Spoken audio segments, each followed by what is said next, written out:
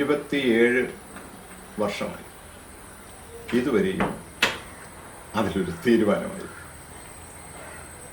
അപ്പോൾ പിന്നെ ഞാൻ നോക്കിയപ്പം എനിക്കിപ്പോൾ 65 വയസ്സുണ്ട്. ഇനിയും കൂടി ഒരു 10-15 വർഷം കൂടെ ആയിരിക്കും നമ്മുടെ ഒരു ആയുസ്. ഇതിനൊരു പരിഹാരം ഉണ്ടാകണ്ടേ? ഞാൻ കഴിഞ്ഞ 28 വർഷം കൊണ്ട് നിരന്തരം കത്തുകളിലൂടെയും വാട്സാപ്പിലൂടെയും മെയിലിലൂടെയും ഞാനത് അവരെ അറിയിച്ചുകൊണ്ടിരുന്നു. ഇത് പാർട്ടി അച്ചടക്കത്തിനുള്ളിൽ നിന്നുകൊണ്ട് ഞാൻ പാർട്ടിക്കൊരു പോറലും വരുത്താതെ ഒരു ഉൾപാർട്ടി സമരം എങ്ങനെ നടത്താം എന്നാലോചിച്ചപ്പോൾ എൻ്റെ മനസ്സിൽ വന്ന ഒരു മാർഗമായത്. ഇൻക്ലാബ് സിന്ദാബാദ്, CPIM സിന്ദാബാദ്, അവിടെയും പാർട്ടി വിജയിക്കട്ടെ എന്നാണ് ഞാൻ പറഞ്ഞത്. അപ്പം എന്തായാലും ഇത്രയും വർഷം നീണ്ടു എന്നുള്ളതൊരു യാഥാർത്ഥ്യമാണ്. ഈ കഴിഞ്ഞ ദിവസം തിരുവനന്തപുരത്ത് AKG ഭവന് മുമ്പിൽ ഈ നിൽക്കുന്ന ആളിനെ നിങ്ങൾ എല്ലാവരും കണ്ടിട്ടുണ്ടാവും. പത്തനംതിട്ടയിൽ നിന്നുള്ള ഒരു സഖാവായിരുന്നു. പത്തനംതിട്ടയിലുള്ള പഴയ ആൾക്കാർക്കൊക്കെ നന്നായിട്ട് അറിയാം. CPMൻ്റെ പത്തനംതിട്ടയിലെ അറിയപ്പെടുന്ന മുഖമായിരുന്നു. എന്നാൽ ഈ ഏകദേശം ഒരു 2 പതിറ്റാണ്ടോളം ഈ പാർട്ടിക്കകത്ത് ഉണ്ടെങ്കിൽ പോലും എന്നാൽ പാർട്ടി ഒത്തിരി സ്നേഹിച്ച് പാർട്ടിയുടെ ഈ മുൻനിരയിൽ നിന്നും പിൻനിരയിലേക്ക് നിന്ന വ്യക്തിത്വമാണ്. ഒരുപാട് വിശേഷങ്ങൾ പറയാനുണ്ട്. അത് ബി പവന് അവസാനം സഹികെട്ടിട്ടാണ് ഒരു പ്ലേ കാർഡുമായി തലസ്ഥാനത്തേക്ക് പോകേണ്ടി വന്നത്. മാധ്യമങ്ങൾ ഒത്തിരി ചോദ്യങ്ങൾ ചോദിച്ചെങ്കിലും അവിടെയും പക്വത ആണ് സ്വീകരിച്ചത്. പാർട്ടിയോടുള്ള വിധേയത്വവും ഒപ്പം തന്നെ അനുസരണവും പറയാം, പാർട്ടിയോടുള്ള അനുസരണവും കാണിച്ചു. ഒരു വാക്ക് പോലും പാർട്ടിക്കെതിരെ പറഞ്ഞില്ല. എന്തിനു വേണ്ടിയാണ് ഈ സമരമൊന്നും പറഞ്ഞില്ല. പക്ഷെങ്കിൽ ഏറ്റവും അടുത്ത സുഹൃത്താണ് അദ്ദേഹം. വർഷങ്ങൾക്ക് മുമ്പ് ഞാൻ മാധ്യമപ്രവർത്തനത്തിൽ ഇറങ്ങുമ്പോൾ ഞാൻ കണ്ടിട്ടുള്ള ഒരു പാർട്ടി സഖാവായിരുന്നു. അതുകൊണ്ട് തന്നെ അദ്ദേഹത്തിൻ്റെ കടന്നു വന്ന ജീവിതത്തെപ്പറ്റി ഏകദേശമൊക്കെ എനിക്ക് നന്നായിട്ടറിയാം. ഞാൻ ചോദിച്ചപ്പോൾ നടന്ന സംഭവങ്ങൾ ഒക്കെ പറയാമെന്നൊരു മനസ്സ് തുറക്കാമെന്നും പറഞ്ഞു. എന്തിനു വേണ്ടിയായിരുന്നു ആ സമരം എന്നുള്ളത് ബി പവൻ പറയുന്നുണ്ട്. പവൻ ചേട്ടാ, തിരുവനന്തപുരത്ത് പോകേണ്ടി വന്ന സാഹചര്യം എന്തായിരുന്നു? പാർട്ടിയോടുള്ള അസംതൃപ്തി കൊണ്ടോ ഒന്നുമല്ല പോയത്. ആ സാഹചര്യം ഞാൻ പറയാം. പാർട്ടിയെ ഞാൻ ജീവന തുല്യം ഇപ്പോഴും സ്നേഹിക്കുന്നുണ്ട്. ഈ പാർട്ടിയും പാർട്ടി നേതൃത്വവും നമ്മുടെ രാജ്യത്തെ ജനങ്ങളുടെ പ്രശ്നങ്ങൾ പരിഹരിക്കാൻ പര്യാപ്തമായ ഒരു നേതൃത്വമാണെന്ന് ഞാൻ വിശ്വസിക്കുന്നു. ഞാൻ 29 വർഷമായെന്നാണ് എനിക്ക് തോന്നുന്നത് റാന്നിയിൽ പാർട്ടിയുടെ ജില്ലാ സമ്മേളനം നടക്കുമ്പോൾ ഞാനന്ന് പാർട്ടി ജില്ലാ കമ്മിറ്റി മെമ്പറായി. അന്ന് പാർട്ടിക്കകത്തിൽ വിഭാഗീയത ഈ കൊടികുത്തി വാരുന്ന ഒരു സമയം. അത് പാർട്ടി തന്നെ അംഗീകരിച്ച് പരസ്യപ്പെടുത്തിയ കാര്യമാണ്. പാർട്ടി 2 ചേരിയായിട്ട് തിരിഞ്ഞ് വിഭാഗീയ പ്രവർത്തനം നടത്തുന്നൊരു സമയം. ആ സമയത്താണ് ഈ ജില്ലാ സമ്മേളനം നടക്കുന്നത്. ഞാൻ ആ ജില്ലാ സമ്മേളനത്തിൽ ജില്ലാ സെക്രട്ടറി വെച്ച റിപ്പോർട്ട് കൂടാതെ എൻ്റെ അഭിപ്രായങ്ങൾ ഞാൻ റിട്ടേണായിട്ട് എഴുതി പ്രതിനിധി സഹാക്കൾക്ക് വിതരണം ചെയ്തു. അതിനകത്തിൽ ഞാൻ പറഞ്ഞത് എല്ലാത്തരം വിഭാഗീയതയ്ക്കും എതിരെ പാർട്ടി അംഗങ്ങൾ പാർട്ടിക്ക് പിന്നിൽ അണിനിരക്കണം എന്നുള്ളൊരു ശരിയായ നിലപാടാണ് എടുത്തത്. പക്ഷെ ജില്ലാ കമ്മിറ്റി സമ്മേളനത്തിൽ സെക്രട്ടറി വെച്ച റിപ്പോർട്ടിന് പകരം മറ്റൊരാൾക്ക് റിപ്പോർട്ട് വെക്കാനുള്ള അധികാരമില്ല ഉള്ള ഭരണഘടനാപരമായ ഒരു നിലപാടാണ് അവരെടുത്തത്. അതവരെ കുറ്റപ്പെടുത്താൻ പറ്റത്തില്ല. കാരണം അങ്ങനെ അതിനു മുമ്പ് ആരും ചെയ്തിരുന്നില്ല. അപ്പം അവർ അടിയന്തര ജില്ലാ കമ്മിറ്റി ചേർന്ന് തന്നെ 1 വർഷത്തേക്ക് സസ്പെൻഡ് ചെയ്തു. അച്ചടക്ക നടപടി. അപ്പം ഞാനതിനെ പൂർണ്ണ മനസ്സോട് തന്നെ അംഗീകരിച്ചു. സമ്മേളനത്തിൽ നിന്ന് ഇറങ്ങിപ്പോയെങ്കിലും പിന്നീട് സമ്മേളനം തീരുന്നിടം വരെ ഞാൻ അവിടെ വാളണ്ടിയറായിട്ട് ജോലിയെടുത്തു. ഇത് ഒരു സഹവുമായിട്ടുള്ള വ്യക്തി വിദ്വേഷത്തിൻ്റെ അടിസ്ഥാനത്തിലല്ല. ഞാൻ ഈ നടപടിക്കെതിരായിട്ട് ഇപ്പോൾ പാർട്ടിക്കകത്തിൽ കൺട്രോൾ കമ്മീഷനുണ്ട്, കോടതിയുടെ രൂപത്തിൽ. ഇപ്പം കേന്ദ്ര കൺട്രോൾ കമ്മീഷൻ എൻ്റെ അപ്പീലിൽ എൻ്റെ നടപടി റദ്ദ് ചെയ്തു. അപ്പം ജില്ലാ കമ്മിറ്റി അവരെന്നെ ഒരു വർഷത്തേക്ക് സസ്പെൻഡ് ചെയ്തു. സസ്പെൻഷൻ കഴിഞ്ഞപ്പോൾ എനിക്ക് ബ്രാഞ്ച് ഘടകമായി നിശ്ചയിച്ചു തന്നു. പിന്നെ ലോക്കൽ കമ്മിറ്റിയിൽ ഉൾപ്പെടുത്തി. ഞാൻ ഇവിടുത്തെ പരിപാടികളെല്ലാം പങ്കെടുക്കുന്നുണ്ട്. പിന്നെ എനിക്ക് അപ്പോൾ ഈ കൺട്രോൾ കമ്മീഷന് ഞാൻ അപ്പീൽ കൊടുത്തപ്പോൾ ഈ അപ്പീല് ഇംഗ്ലീഷിൽ തയ്യാറാക്കി കൊടുക്കണം. കോളേജ് വിദ്യാഭ്യാസം ഉണ്ടെങ്കിലും ഞാൻ ഇംഗ്ലീഷിൽ വളരെ പുറകിലായിരുന്നു. അപ്പോൾ ഇംഗ്ലീഷിൽ സ്വയം കത്തെഴുതാൻ ശ്രമിക്കുമ്പോഴൊക്കെ അങ്ങ് പരാജയപ്പെടുക. ഇപ്പോൾ പലരുടെ അടുത്ത് നമ്മൾ മലയാളത്തിൽ എഴുതിക്കൊണ്ട് കൊടുക്കും, അവരത് ഇംഗ്ലീഷിലേക്ക് ട്രാൻസ്ലേറ്റ് ചെയ്ത് തരും. അപ്പോൾ എനിക്ക് അതൊരു പോരായ്മ പോലെ തോന്നി. കാരണം LLB ഒക്കെ പഠിച്ചതാണ്. അപ്പം ഞാൻ ആ സമയത്ത് ഈ ഭാഷയെക്കുറിച്ച് കൂടുതലായിട്ട് ആലോചിക്കാൻ. അപ്പോൾ ഈ മലയാളികൾ എന്തുകൊണ്ട് തമിഴ്, ഹിന്ദി, കന്നഡ തുടങ്ങിയ ഭാഷകൾ പെട്ടെന്ന് പഠിക്കുന്നു, ഇംഗ്ലീഷ് മാത്രം എന്തുകൊണ്ട് വർഷങ്ങളെടുക്കുന്നു? ആ അന്വേഷണത്തിലാണ് ഈ ഇംഗ്ലീഷ് ഭാഷ മാതൃഭാഷയിലൂടെ പഠിക്കുന്ന ഒരു കണ്ടെത്തൽ ഞാൻ നടത്തി. ഇത് ഏഷ്യാനെറ്റ് വാർത്തയെ കൊടുത്ത് ഇതങ്ങ് വൈറലായി. ഞാൻ ഒരിക്കലും ഒരു ഇംഗ്ലീഷ് അധ്യാപകനാകുമെന്ന് വിചാരിച്ചു. അങ്ങനെ ക്ലാസ് ആരംഭിച്ചു. ക്ലാസ് അങ്ങ് വലിയ രൂപത്തിലാണ് എന്ന് പറഞ്ഞാൽ, ഞാൻ ഈ മുമ്പേ ബിനു പിന്നരയിലേക്ക് മാറി എന്ന് പറഞ്ഞതിൻ്റെ ഒരു കാരണം അതാണ്. അപ്പോൾ ഈ കൺട്രോൾ കമ്മീഷൻ എൻ്റെ നടപടി റദ്ദ് ചെയ്തപ്പോൾ ഞാൻ പാർട്ടി കേന്ദ്ര കമ്മിറ്റിക്ക് ഒരു പുതിയ പരാതി കൊടുത്തു. അപ്പം എൻ്റെ ഈ കൺട്രോൾ കമ്മീഷൻ എന്നെ സമ്മേളനത്തിൽ നിന്ന് ഇറക്കി വിട്ടതല്ലേ. അപ്പോൾ സമ്മേളനത്തിൽ നിന്ന് ഇറക്കി വിട്ടപ്പോൾ എനിക്ക് കുറേ എൻ്റെ അവകാശങ്ങളൊക്കെ നഷ്ടപ്പെട്ടത്. അത് പുനഃസ്ഥാപിച്ചു തരണം എന്ന് ആവശ്യപ്പെട്ടുകൊണ്ട് ഒരു പരാതി. അതിൽ കേന്ദ്ര കമ്മിറ്റിയിൽ നിന്ന് അതിന് മറുപടി കിട്ടി, അത് അവർ പരിശോധിക്കുന്നുണ്ടെന്ന്. ഞാനും ധരിച്ചു അത് വളരെ പെട്ടെന്ന് പരിഹരിക്കും. പെട്ടെന്നെന്ന് പറഞ്ഞാൽ ഒരു 1-2-3 വർഷത്തിനുള്ളിൽ അതിനൊരു തീരുമാനം വരും. ഇപ്പോൾ കേന്ദ്ര കമ്മിറ്റിയുടെ മുമ്പിൽ ഇന്ത്യയിലെ വിവിധ സംസ്ഥാനങ്ങളിൽ നിന്നൊക്കെ പരാതി വരും. 1 മാസം കൊണ്ടും 2 മാസമൊന്നും. പക്ഷേ 3 വർഷം കഴിഞ്ഞു, 4 വർഷം കഴിഞ്ഞു, അതങ്ങനെ നീണ്ടു. ആ സമയത്ത് ഞാൻ പാർട്ടി പോളിറ്റ് ബ്യൂറോ അംഗങ്ങളായിട്ടുള്ള സഹ Pinarayi Vijayan, SRP, MA baby, Kodiyeri Balakrishnan, ഈ സാക്കളൊക്കെ നേരിട്ട് പോയി കണ്ടു. അവരെല്ലാം പറയുന്നത് എൻ്റെ ഭാഗത്തൊരു തെറ്റുമില്ല, ഞാനെടുത്ത നിലപാടും കറക്റ്റാണ്. പിന്നെ കേന്ദ്ര കൺട്രോൾ കമ്മീഷൻ്റെ വിധിയും വന്നല്ലോ, എൻ്റെ ആ പ്രവൃത്തി തെറ്റില്ല എന്നുള്ളത് കൊണ്ടാണല്ലോ നടപടി റദ്ദ് ചെയ്തത്. പെട്ടെന്ന് ഇതിൽ തീരുമാനമുണ്ടാകും എന്നവരെല്ലാം ഉറപ്പ് തന്നു. അപ്പം ഞാൻ വിചാരിച്ചു ഇനിയിപ്പോൾ ഒരു 1-2 വർഷത്തിനകം തീരുമാനം വരും.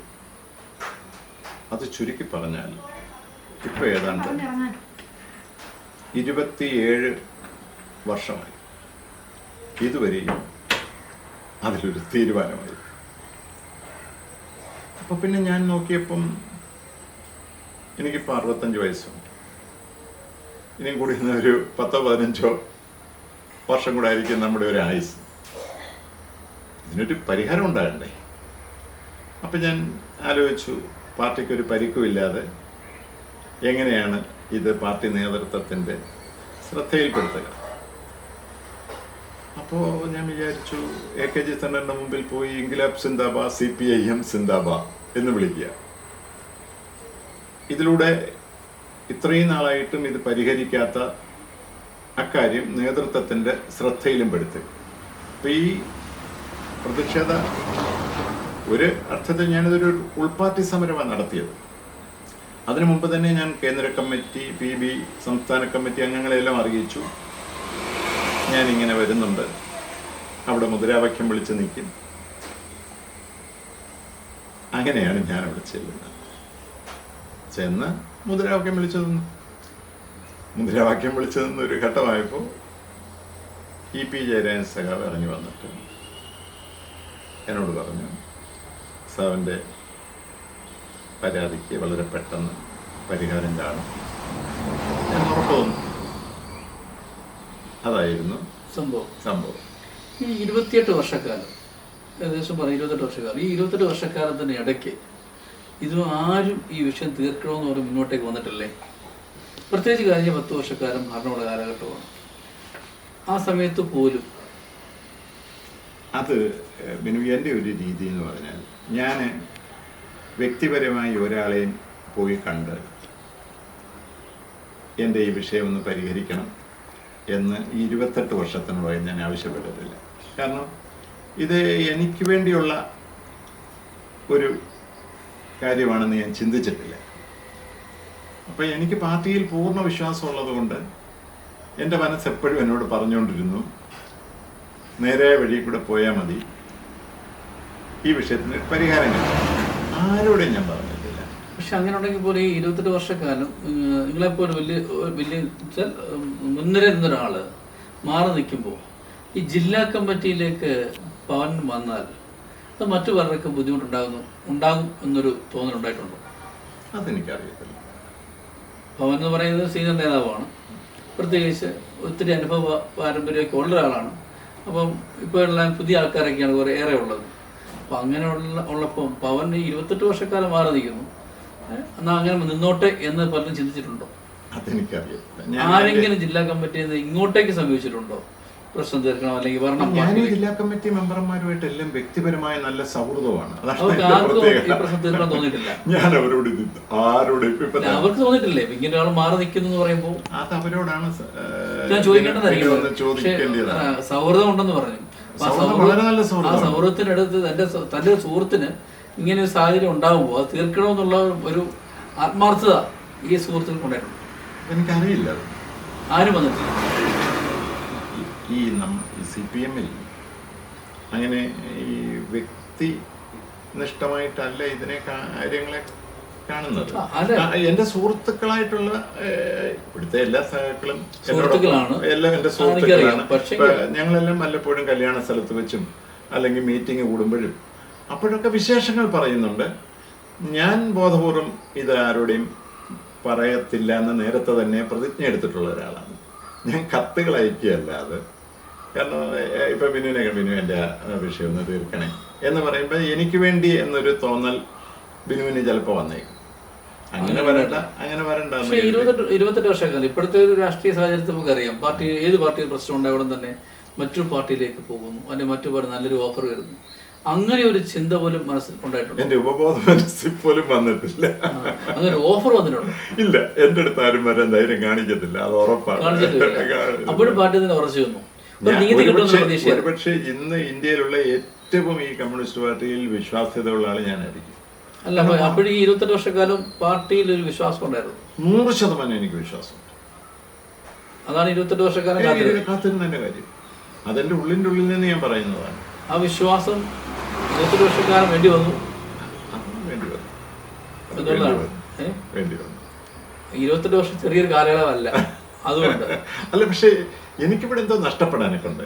ഇപ്പം ഞാനിപ്പം MLA ആകാനോ MP ആകാനോ പാർട്ടി ഏൽപ്പിക്കുന്ന ജോലി ചെയ്യുക, നമ്മുടെ തെറ്റ് തിരുത്തുക, നമുക്ക് തെറ്റെന്ന് തോന്നുന്ന കാര്യങ്ങൾ ചൂണ്ടിക്കാണിക്കുക.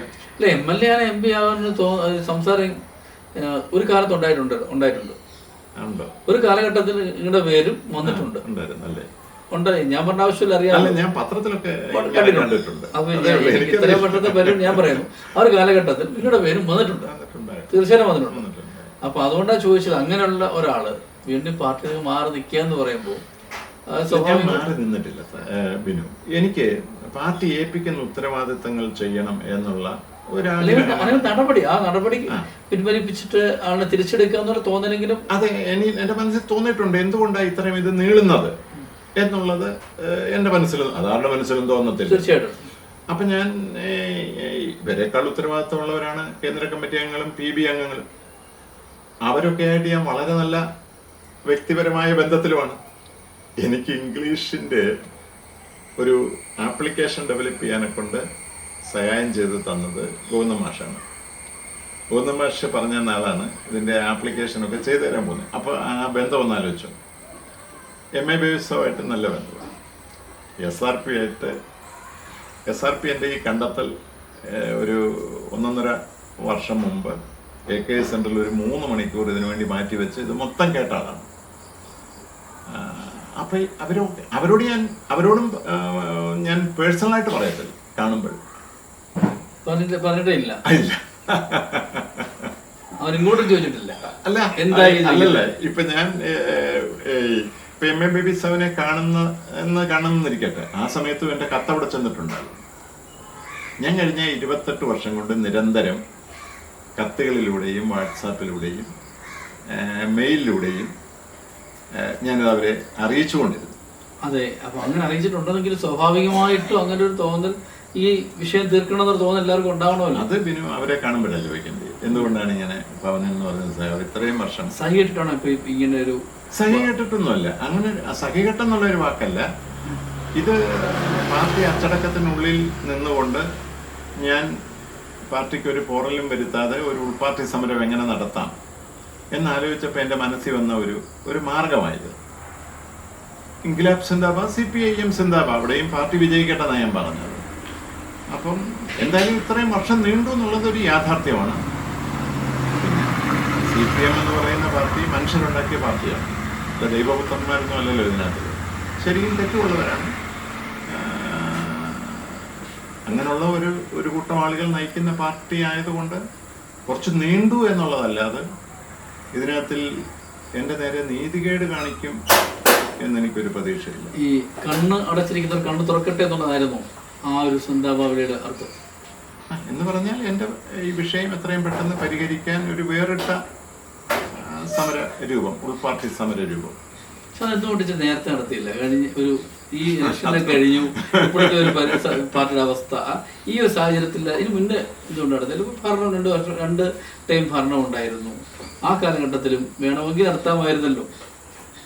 അതെനിക്കറിയില്ല, ഞാനിപ്പോഴാണ് ചിന്തിച്ചത്. ഇപ്പൊ നീതി കിട്ടുമെന്ന് പ്രതീക്ഷയുണ്ട്.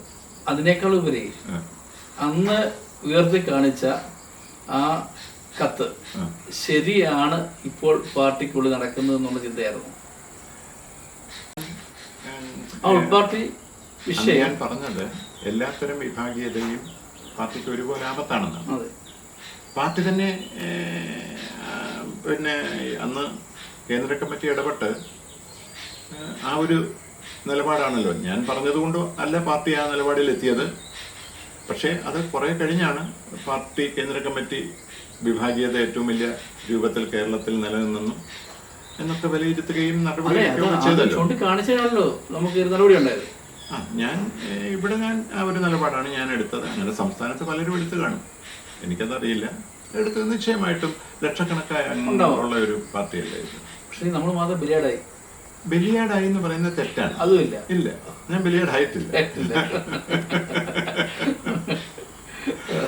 ഞാൻ ഏറ്റവും സന്തോഷത്തോടു കൂടി പോകുന്ന, ആവേശത്തോടു കൂടി പാർട്ടിയിൽ പ്രവർത്തിക്കുന്ന ഒരംഗമായി ഇപ്പോഴും. അത് ചുമ്മാ പറയല്ല കേട്ടോ, മനസ്സിലായി, ആ വാക്കുകൾ മനസ്സിലായി. ഇപ്പോഴും അച്ചടക്കം, ഇപ്പോഴും പാർട്ടി അച്ചടക്കം അത് കൃത്രിമമായിട്ട് വരുന്നതല്ലല്ലോ, അല്ലെ ആരെങ്കിലും ഭയന്ന് ഞാൻ പറയുന്നതല്ല. എനിക്ക് ശരിക്കും ഈ പാർട്ടിയുടെ ഭാവിയിൽ പൂർണ്ണ വിശ്വാസമുള്ള ഒരാളാണ്. ഈ പാർട്ടിക്ക് മാത്രമേ നമ്മുടെ നാട്ടിലെ സാധാരണ ജനങ്ങളെ സംരക്ഷിക്കാൻ കഴിയൂ.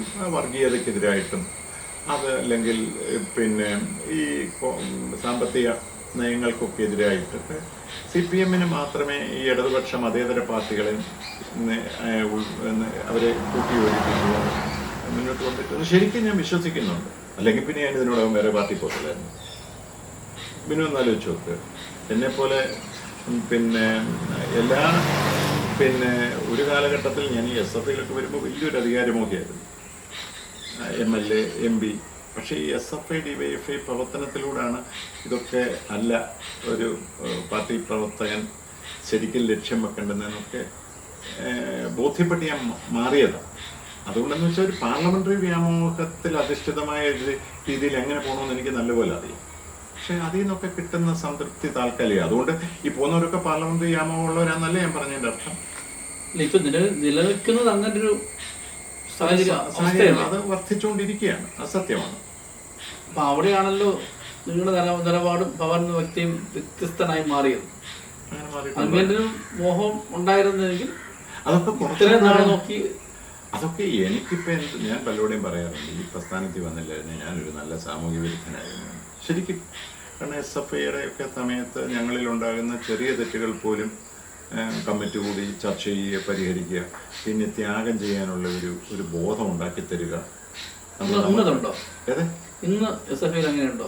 പിന്നെ ഈ എല്ലാവരും കുഴപ്പക്കാരാണെന്നൊക്കെ ഉള്ളത് ഒരു വെറുതെ ഇന്ന് 100 കണക്കിന് ആളുകളുണ്ട്. പിന്നെ തെറ്റുകാരുടെ എണ്ണം ചിലപ്പോൾ കൂടിക്കാണുമായിരിക്കാം. അത് പാർട്ടി പണ്ട് 50 പേരായിരുന്നെങ്കിൽ ഇന്ന് 5 ലക്ഷം പേരായിരിക്കും. അപ്പോൾ തെറ്റുകാരുടെ എണ്ണവും അതിന് പ്രൊപ്പോർഷണലായിട്ട് കൂടിക്കാണും. അതേ ഉള്ളതെന്നാണ് ഞാൻ കരുതുന്നത്. എങ്ങനെ അപ്പോൾ ഇപ്പോൾ അവസാനം ഇപ്പം തീരുമാനം എടുത്തു, ആരെങ്കിലും ബന്ധപ്പെട്ടോ? ശേഷം ഇല്ല, അങ്ങനെ ആരും ബന്ധപ്പെടത്തില്ല. ഈ പാർട്ടിയുടെ രീതി അങ്ങനെ ഈ നമ്മൾ ആരെയും പോയി കാണുകയോ ഇത്ര വിഷയം ഉണ്ടായപ്പോൾ തിരിച്ച് ഇല്ല. അത് EP ജയരാജൻ പറഞ്ഞു കഴിഞ്ഞല്ലോ, അപ്പൊ നിശ്ചയമായും തീരുമാനം ഉണ്ടാകും. ഉറപ്പാ. അത് ഞാൻ ആരുടെയും കാലൊക്കെ പിടിക്കാനൊന്നും പോകണ്ട. അതാണ് ഈ പാർട്ടിയുടെ ഒരു പ്രത്യേകതയും. എനിക്ക് നല്ല വിശ്വാസം ഉണ്ടായിരുന്നു ഇതിലൊരു ശരിയായ തീരുമാനത്തിൽ എത്താൻ പറ്റുമെന്ന്. പക്ഷേ ഈ ജില്ലാ കമ്മിറ്റിയിൽ ഈ കാണുന്ന മൗനം എന്താണെന്നുള്ളതാണ്. സംസ്ഥാന കമ്മിറ്റി നേതൃത്വത്തിന് മുമ്പിലാണ് ചെന്നത്, പക്ഷെ ജില്ലാ കമ്മിറ്റിയിൽ ഇങ്ങനെ മൗനം ഉണ്ടായില്ലേ? എനിക്കറിയത്തില്ല. അതിപ്പം ബിനു അവരെയൊക്കെ കാണാം. എന്നെക്കാട്ടിൽ ബിനുവിനിപ്പോൾ അവരുമായിട്ടൊക്കെ നല്ല സൗഹൃദമുണ്ട്. അവരോട് ഒന്ന് ചോദിച്ചാൽ അവർ ചിലപ്പോൾ പറഞ്ഞ് ഉണ്ടോ ഇല്ലയോ. ശരി, നന്ദി. നല്ല അച്ചടക്കം ഉള്ള ഒരു പാർട്ടിക്കാരായിട്ട് വീണ്ടും മുന്നോട്ട് പോയി കാണട്ടെ ഞാൻ ആഗ്രഹിക്കുന്നു. ശരി. ആഭരണം എന്നും ഏവർക്കും പ്രിയപ്പെട്ടതാണ്, നെഞ്ചോട് ചേർത്ത് വെക്കുന്നതാണ്. അതിനു പിന്നിൽ അഹോരാത്രം പ്രയത്നിക്കുന്ന കുറച്ച് വ്യക്തികളുണ്ട്. ആത്മാർത്ഥതയുടെ കയ്യൊപ്പുണ്ട്.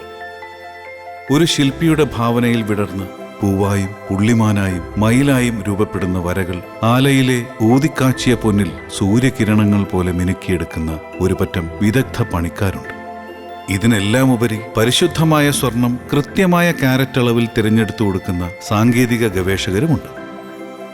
30 വർഷത്തെ വിശ്വസ്തതയും പാരമ്പര്യവും പ്രവൃത്തി പരിചയവും കൈമുതലായി സ്തുത്യർഹ സേവനം നടത്തിവരുന്ന ഒരു സ്ഥാപനമുണ്ട്, രാജകുമാരി ഗോൾഡൻ ഡയമണ്ട്സ്. നിങ്ങൾക്കും രാജകുമാരി ആവണ്ടേ? രാജകുമാരി ഗോൾഡൻ ഡയമണ്ട്സ് ഇനി ലോകം കാണട്ടെ നിങ്ങളുടെ സൗന്ദര്യം.